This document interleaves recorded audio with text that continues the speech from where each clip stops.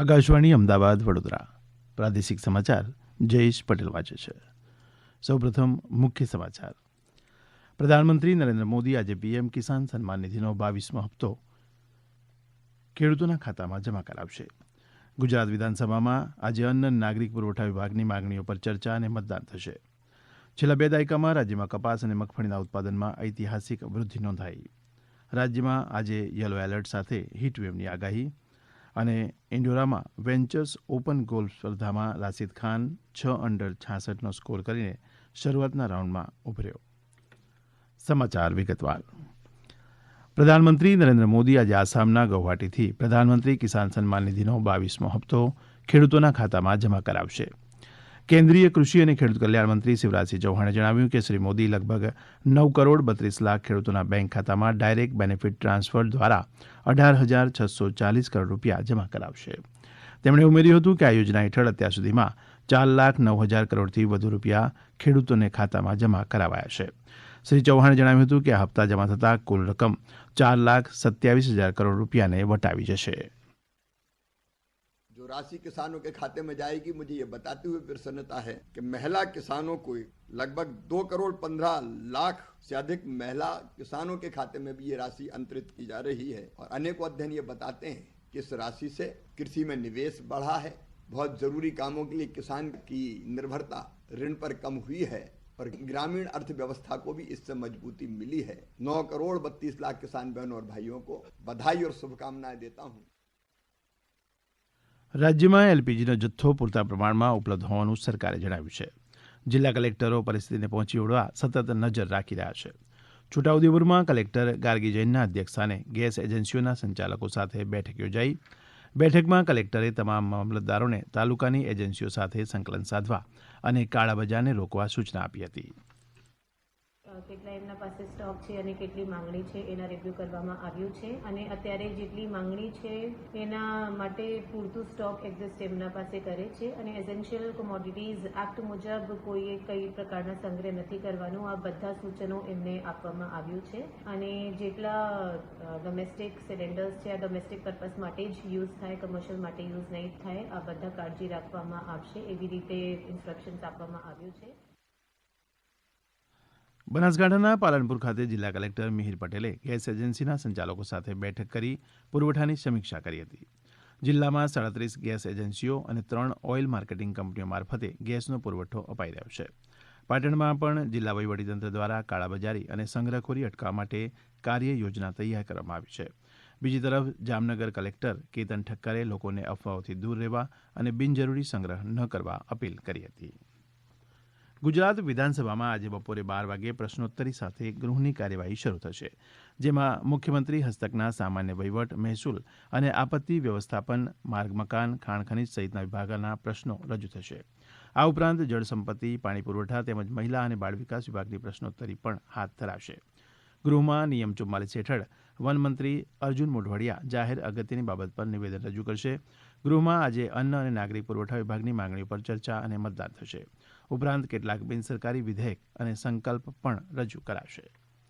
રાજ્યની ઔદ્યોગિક તાલીમ સંસ્થા આઈટીઆઈમાં મોટર મિકેનિક ટ્રેડમાં તાલીમ લઈ રહેલા યુવાઓને ઇલેક્ટ્રિક વાહનો સંલગ્ન પ્રાયોગિક તાલીમથી સજ્જ બનાવશે.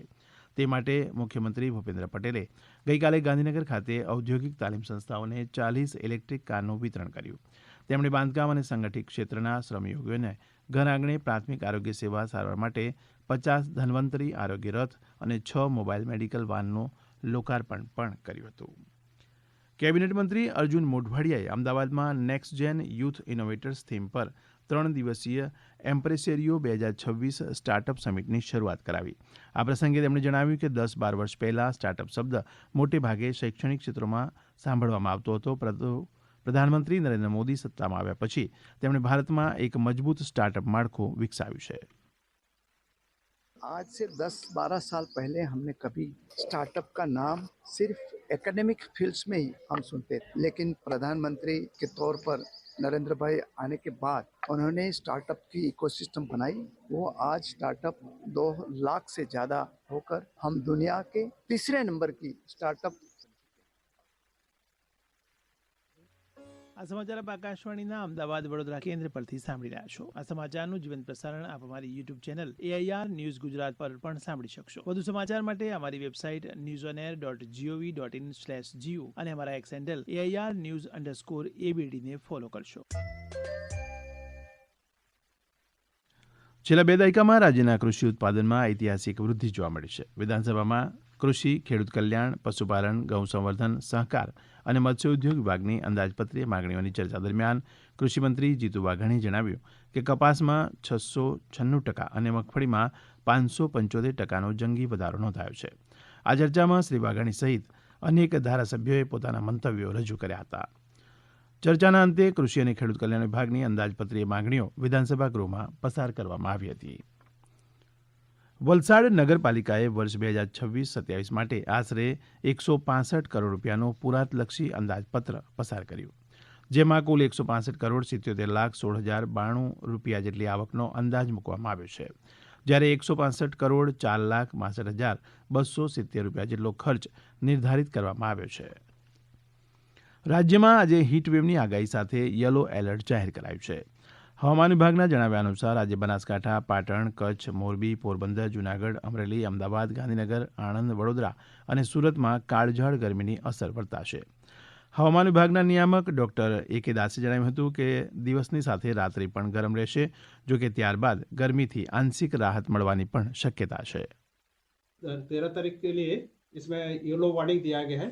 सौराष्ट्र कच्छ में 2 डिस्ट्रिक्ट आ रहा है, सुरेंद्रनगर और राजकोट के लिए हीट वेव वार्निंग है, और गुजरात रीजन में आनंद सूरत के लिए हीट वेव का वार्निंग दिया गया है. हम ऑरेंज वार्निंग दे रहा है heat wave to severe heat wave Surendranagar और राजकोट के लिए दिया है. सबसे रिक्वेस्ट है कि पीक आवर में ज्यादा से ज्यादा पानी पी के निकाले, लाइट कलर के ड्रेस पहने, कैप यूज करे, अम्ब्रेला यूज करे. ગીર સોમનાથ જિલ્લાના કોડીનારના મહિલા ખેડૂત વર્ષ 2012થી પ્રાકૃતિક ખેતી કરી મબલખ ઉત્પાદન મેળવી રહ્યા છે. વડનગર ગામના આ ખેડૂત અજાયબેન પંપાણિયા જીવામૃત, ઘન જીવામૃત, નિમાસ્ત્ર, બ્રહ્માસ્ત્ર, અગ્નિઅસ્ત્ર અને દસપર્ણી અર્ક બનાવી અન્ય ખેડૂતોને આપી પ્રાકૃતિક ખેતીને પ્રોત્સાહિત પણ કરે છે. તેઓ આજે પ્રાકૃતિક ખેતી થકી શેરડી, બાજરો, ઘઉં, મગ, અડદ સહિતના પાકોનું વાવેતર કરી તેમાંથી મબલખ ઉત્પાદન મેળવી રહ્યા છે. રાજ્ય સરકારની BRC યોજનામાં 60,000 રૂપિયાની સહાય પણ મળી હોવાનું તેમણે જણાવ્યું. અમારે ત્યાંથી પ્રાકૃતિક ખેતીનું જીવામૃત, ઘન જીવામૃત, બીજામૃત બધું ત્યાંથી અમે બધા લોકોને પ્રોવાઈડ કરીએ છીએ. સારામાં સારી રીતે બહુ અમે લઈએ છીએ. ખાલી 5 ક્યારા બાજરામાંથી 1.5 ખાંડી બાજરો થયો છે. અત્યારે તમે ઘણી બધી યોજના આવે છે, યોજનાનો લાભ લ્યો. ને અમને પણ આ તાલીમ આપવામાં આવી હતી 15 દિવસની. એ તાલીમમાંથી અમે બહાર આવી અમે પદ્ધતિ વાઇઝ કરીએ છીએ. BRC શેડ મને જે મેં બનાવ્યો એમાં સરકારશ્રીએ મારા ખાતામાં 60,000 રૂપિયા નાખ્યા છે અને ઘણું બધું મેં કામ કર્યું છે. સરકારશ્રીનો ખૂબ ખૂબ આભાર માનું છું. અમદાવાદમાં રમાઈ રહેલી Indorama ventures open golf championship 2026માં રાશિદ ખાને 6 અંડર 66નો સ્કોર કરીને શરૂઆતના રાઉન્ડમાં સરસાઈ મેળવી. આંતરરાષ્ટ્રીય મંચ પર 2 સહિત 14 ટાઇટલ જીતનાર દિલ્હી સ્થિત રાશિદે ગુરુવારે 7 બર્ડી અને 1 બોગી સાથે એકમાત્ર લીડ મેળવી. સિઝનની પ્રથમ ઇવેન્ટના વિજેતા અમેરિકન જારેડ હેક પ્રથમ રાઉન્ડમાં 5 અંડર 67નો કાર્ડ આપ્યા બાદ બીજા સ્થાને રહ્યો, જ્યારે અર્જુન પ્રસાદ, બ્રિજેશ કુમાર, સપ્તક તલવાર, માનવ બૈસ અને કાર્તિક સિંહ સહિત 5 ગોલ્ફરે સંયુક્ત ત્રીજા સ્થાને રહીને 4 અંડર 68નો સ્કોર કર્યો છે. મોરબીમાં જિલ્લા પંચાયતની ખાસ સામાન્ય સભામાં કરોડોના કામોને બહાલી અપાઈ હતી. આ બેઠકમાં સ્વભંડોળ અને રેતી રોયલ્ટીના કામોની બહાલી આપવામાં આવી. જિલ્લા પંચાયત સ્વભંડોળમાંથી હેતુફેરના કામોને 22 લાખ રૂપિયા, સૈદ્ધાંતિક મંજૂરી 1 કરોડ રૂપિયા અને વહીવટી મંજૂરી 1 કરોડ 92 લાખને મંજૂરી આપવામાં આવી. અંતમાં મુખ્ય સમાચાર ફરી એકવાર. પ્રધાનમંત્રી નરેન્દ્ર મોદી આજે PM કિસાન સન્માન નિધિનો 22મો હપ્તો ખેડૂતોના ખાતામાં જમા કરાવશે. ગુજરાત વિધાનસભામાં આજે અન્ય નાગરિક પુરવઠા વિભાગની માંગણીઓ પર ચર્ચા અને મતદાન થશે. છેલ્લા 2 દાયકામાં રાજ્યમાં કપાસ અને મગફળીના ઉત્પાદનમાં ઐતિહાસિક વૃદ્ધિ નોંધાઈ. રાજ્યમાં આજે યલો એલર્ટ સાથે હીટવેવની આગાહી. અને ઇન્ડોરામાં વેન્ચર્સ ઓપન ગોલ્ફ સ્પર્ધામાં રાશિદ ખાન 6 અંડર 66નો સ્કોર કરીને શરૂઆતના રાઉન્ડમાં ઉભર્યો. આકાશવાણીના અમદાવાદ વડોદરા કેન્દ્ર પરથી પ્રાદેશિક સમાચાર પૂરા થયા. હવે પછી આપ 7:45 રાષ્ટ્રીય સમાચાર સાંભળી શકશો.